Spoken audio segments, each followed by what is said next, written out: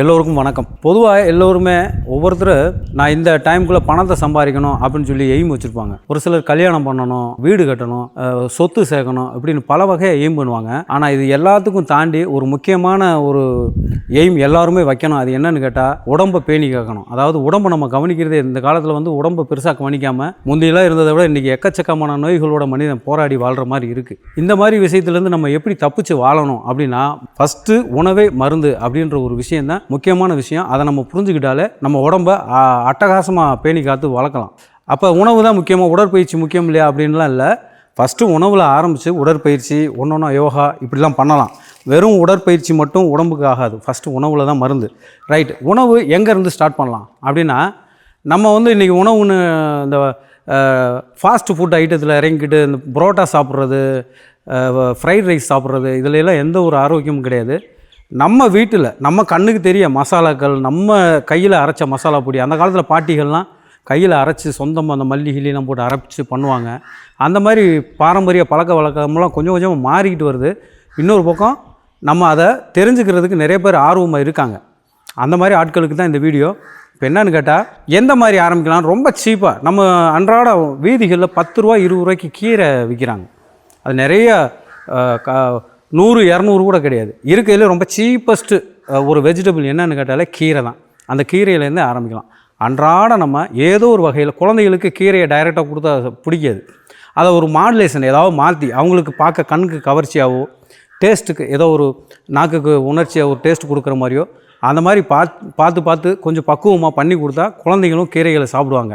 Okay, கீரைகளில் எல்லா வகை கீரையும் சாப்பிட்லாம். இன்றைக்கி நம்ம அந்த மாதிரி அடிப்படையில் அரைக்கீரை எல்லோரும் கேள்விப்பட்டிருப்பீங்க. அந்த அரைக்கீரையை வச்சு ஒரு அருமையான சுவையில் அடை செஞ்சு தரப்போகிறோம். அந்த அடை எப்படி செய்கிறது, அதுக்கு தேவையான பொருட்களை என்னென்ன ஸ்டெப் பை ஸ்டெப்பாக பார்ப்போம் வாங்க. ஃபஸ்ட்டு கீரை, மீடியம் சைஸில் இருக்கக்கூடிய 2 பெரிய வெங்காயம், ஒரு 5-6 வரமிளகா, ஒரு விரல் சைஸில் அளவுக்கு இஞ்சி, ஒரு 5-6 பல் பூண்டு, 1/2 டீஸ்பூன் அளவுக்கு ஜீரகம், தேவையான அளவு உப்பு, இதோடு சேர்த்து 1 கப் அளவு கிட்டத்தட்ட ஒரு 200 கிராம் இருக்கும் கோதுமை மாவு எடுத்துருக்கோம். இது எல்லாத்தையும் வச்சு தான் நம்ம இன்றைக்கி அடை பண்ண போகிறோம். ஓகே, இப்போ நம்மகிட்ட இருக்கக்கூடிய 2 பெரிய வெங்காயத்தையும் அதோட தோலை நீக்கிட்டு நம்மளால் எந்த அளவுக்கு நைஸாக கட் பண்ண முடியுமோ இதே போல் நல்லா 2 வெங்காயத்தையும் நல்லா நைஸாக கட் பண்ணிவிட்டு ஒரு பிளேட்டில் மாற்றி எடுத்து வச்சுக்குவோம். ஓகே, இப்போ நம்ம வச்சுருக்கோம் பாருங்கள், அந்த ஒரு முடி அளவு கீரையும் போட போகிறதில்ல. சும்மா ஒரு பிடிச்ச பிடி நம்ம கையில் பிடிக்கிற பாருங்கள், ஒரு 10 கீரை கொத்து இருந்தால் போதும். இதுதான் பாருங்கள், இதுதான் அரைக்கீரைன்னு சொல்லக்கூடியது. இந்த அரைக்கீரை பார்க்க தண்டங்கீரை மாதிரியும் தெரியும். இது தண்டை பாருங்கள் கொஞ்சம் பச்சையாக இருக்கும், மேக்ஸிமம் அதாவது பச்சையாக இருக்கும். எங்கேயோ ஒரு இடத்துல சிகப்பு கீரை தென்படும். ஆனால் அது அரைக்கீரை தான் இதுக்கு பேர். இது பாருங்கள், இதோட இலை இப்படி தான் இருக்கும். அந்த கொழுந்தை பாருங்கள். எதுக்காக இதை காட்டுறேன்னா நீங்கள் எங்கேயும் பார்த்தீங்கன்னா இந்த அரைக்கீரைன்னு கண்டுபிடிக்கிறதுக்காக சொல்கிறேன். ஓகே, இந்த கீரையை நம்ம எப்படி ஆயணும் அப்படின்னா ஃபஸ்ட்டு ஆஞ்சி எடுத்துக்கலாம்.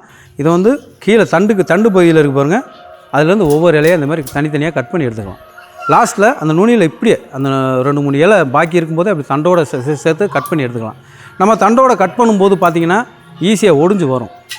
அந்த ஒடிஞ்சு வரும் அது நல்லா சரியான பக்குவம்னு அர்த்தம். அப்படியே நாரோடு சேர்ந்து வந்துச்சுன்னா முத்துனதுன்னு அர்த்தம். அந்த தண்டு இப்படி கட் பண்ணும்போது ஒடிஞ்சு வரணும். ரைட், இந்த அளவுக்கு நம்ம கட் பண்ணி எடுத்து வச்சுருக்க கீரை எல்லாத்தையும் ஃபஸ்ட்டு தண்ணியில் அலசி எடுத்துக்கணும். நல்லா தண்ணியில் அலசி எடுத்ததுக்கு அப்புறமா தண்ணியை பூரா இருத்துட்டு நம்மளால் எந்த அளவுக்கு நைஸாக கட் பண்ண முடியுமோ நல்லா நைஸாக பொடுசாக கட் பண்ணி எடுத்து அதை அப்படியே வச்சுருவோம். ஓகே, வெங்காயத்தை ஒரு பக்கம் கட் பண்ணி எடுத்துக்கிட்டோம், கீரையும் கட் பண்ணி எடுத்துக்கிட்டோம். இப்போ நம்ம அடுத்து ஒரு உரலில் நம்ம எடுத்து வச்சுருக்க அந்த 5-6 பல் பூண்டையும் லைட்டாக தோலை எந்த அளவுக்கு வருதோ அந்த அளவுக்கு உரிச்சிட்டு உள்ளே போட்டுக்குவோம். அதுக்கப்புறமா ஒரு விரல் அளவு இஞ்சியை சின்னதாக கட் பண்ணி இது ரெண்டையும் சேர்த்து நல்லா அப்படி விரலை வச்சு மூடிக்கிட்டு இடிக்கலாம். விரலை வச்சு மூடலைன்னா என்ன ஆகுனா எகிரி வெளியே குதிக்கும். ஆரம்பத்தில் இப்படி விரலை வச்சு மூடிக்கிட்டு அப்படியே இடிக்க ஆரம்பிப்போம். பாருங்கள், இந்த அளவுக்கு ரொம்பவும் நைஸாக பேஸ்ட் மாதிரி இடிக்க வேணாம், கொஞ்சம் அரைகுறையாக இடித்து எடுத்து அதையும் ஒரு பிளேட்டில் எடுத்து வச்சுக்குவோம். ஓகே, இப்போ நமக்கு தேவையான எல்லாத்தையும் எடுத்து வச்சுக்கிட்டோம். இப்போ ஒரு பாத்திரத்தில் நம்ம ஏற்கனவே கட் பண்ணி வச்சுருக்க அந்த கீரையை சேர்த்துக்குவோம். அடுத்து நாம் எடுத்து வச்சுருக்க அந்த 1 கப் கோதுமை மாவையும் சேர்த்துக்குவோம்.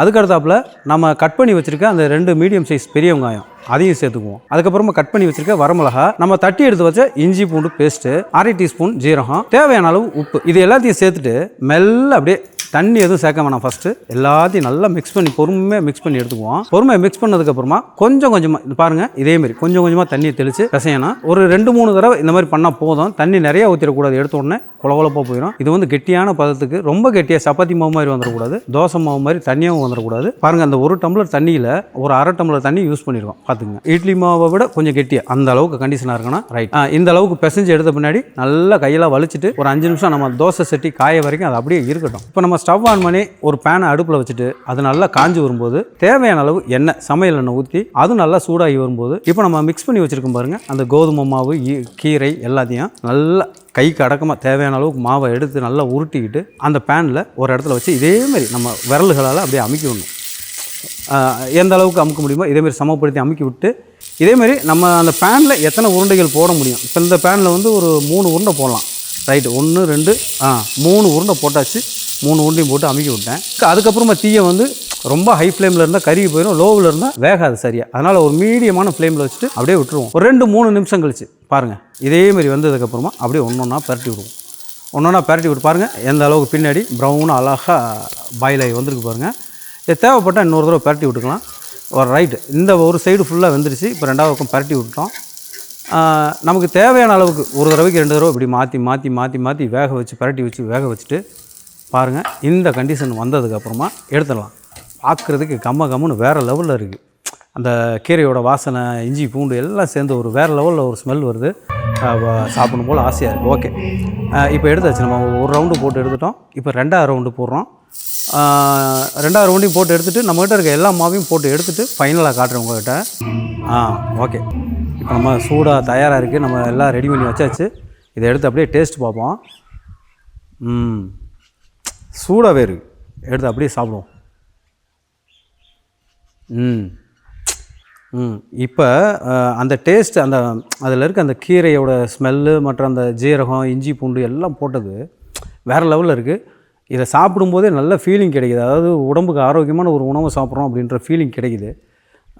கண்டிப்பாக நம்ம வீட்டு குழந்தைங்களுக்கு இதேமாரி அழகான ஸ்நாக்ஸ், அதாவது சாப்பிட்றதுக்கு ஒரு ஸ்நாக்ஸ் செஞ்சு கொடுத்த மாதிரி இருக்கும். ஒரு ஆரோக்கியமான உணவை நம்ம கையால் நம்ம வீட்டு குழந்தைகளுக்கு செஞ்சு கொடுத்த மாதிரி இருக்கும். கண்டிப்பாக இதேமாரி நீங்களும் செஞ்சு கொடுத்து பாருங்கள். ஃபஸ்ட்டு இந்த கீரையில் இருக்கக்கூடிய நன்மை என்னன்னு தெரிஞ்சுக்குவோம். குறிப்பிட்ட இந்த அரைக்கீரையை சாப்பிடும்போது ரத்த சோகையை குணப்படுத்தும். நம்ம உடம்புல இருக்கக்கூடிய ரத்த அணுக்களை அதிகப்படுத்தும். இரும்பு சத்து அதிகமாக இருக்கக்கூடிய ஒரு அருமையான கீரைங்க இந்த அரைக்கீரை. இந்த கீரையில் அதிக அளவில் கால்சியமும் பாஸ்பரஸும் இருக்கிறதுனால இந்த எலும்போட வலுவை அதிகமாக்குங்க. முடி வளர்ச்சியை அதிகரிக்கும், முடி உதிர்தலை தடுக்குங்க. அது மட்டும் இல்லாமல் இந்த கீரையில் முக்கியமான விஷயம் என்னென்னா செரிமான சக்தியை அதிகப்படுத்தி வயிற்றில் புண்ணு இருந்துச்சுன்னா அதை ஆற்றிடுங்க. இது ரொம்ப ரொம்ப முக்கியமான விஷயம் என்னென்னு கேட்டால் நார்ச்சத்து அதிகமாக இருக்குங்க இந்த கீரையில். அது மட்டும் இல்லாமல் இந்த கீரை நோய் எதிர்ப்பு சக்தியும் அதிகப்படுத்துதுங்க. ஓகே ஃப்ரெண்ட்ஸ், இப்போ நம்ம ஒரு கீரையில், அதுவும் குறிப்பாக அரைக்கீரையில் இருக்கக்கூடிய நன்மைகள் என்னன்னு தெரிஞ்சுக்கிட்டோம். அந்த கீரையை எப்படி ஒரு அருமையான ஒரு சுவையில் நம்ம குழந்தைகளுக்கு பிடிக்கிற மாதிரி ஒரு அருமையான சுவையில் ஒரு ஸ்நாக்ஸை செய்கிறது, ஒரு ரொட்டி செய்கிறது அப்படின்னு பார்த்தோம். இதேமாரி கண்டிப்பாக உங்கள் வீட்டு குழந்தைகளுக்கு நீங்களும் கண்டிப்பாக ட்ரை பண்ணி பாருங்கள். ட்ரை பண்ணி பார்த்துட்டு அது எப்படி இருந்துச்சுன்னு கமெண்டில் சொல்லுங்கள்.